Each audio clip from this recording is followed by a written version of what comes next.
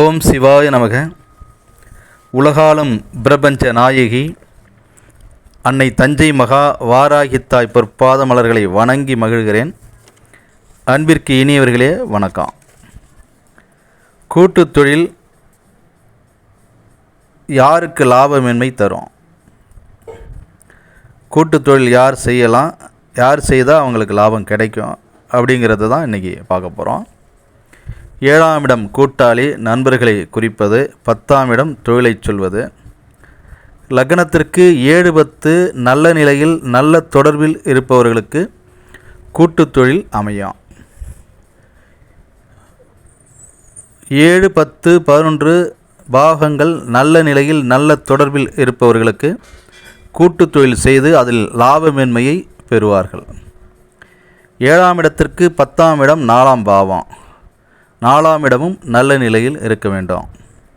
7ஆம் இட அதிபதி 6-8-12 மறையக்கூடாது. 7ஆம் இடம் கெடக்கூடாது. கூட்டுத் தொழில் நடக்கும் பொழுது 7க்கு 8ஆம் இடமான 2ஆம் இட திசை, 7க்கு 12ஆம் இடமான 6ஆம் இட திசை, 2-6 திசை அமைப்பு நடக்கும்பொழுது கூட்டுத் தொழில் செய்வதை கவனமாக செய்ய வேண்டும். சனி புதன் இணைவு பெற்றவர்களுக்கு கூட்டுத் தொழில் சிறப்பான நன்மைகளை தரும். சனி புதன் சுக்கிரன் குரு இந்த கிரகங்கள் எல்லாம் கூட்டுத் தொழிலுக்கு சிறப்பான அமைப்புகளை தரும். இந்த கிரகங்கள் இணைவும் சிறப்பான பலன்களை தரும். கூட்டுத் தொழிலுக்கு சனி புதன் கேது இணைவு பெற்றவர்கள் கூட்டுத் தொழில் செய்யும் பொழுது அதில் கருத்து வேறுபாடு வழக்குகளை சந்திக்கக்கூடிய அமைப்புகள் வரும்.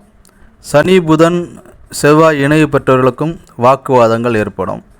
கூட்டுறவு தொழிலில் மிக சிறப்பான அமைப்பு என்பது லக்னத்திற்கு 1, 7, 10, 11 தொடர்பு. சனி புதன் சனி சுக்கிரன் தொடர்பெல்லாம் நல்ல நிலையில் நல்ல அமைப்பை தரும். அனைவருக்கும் அன்பான வணக்கம். ஆண்டிமடம் ரமேஷ்.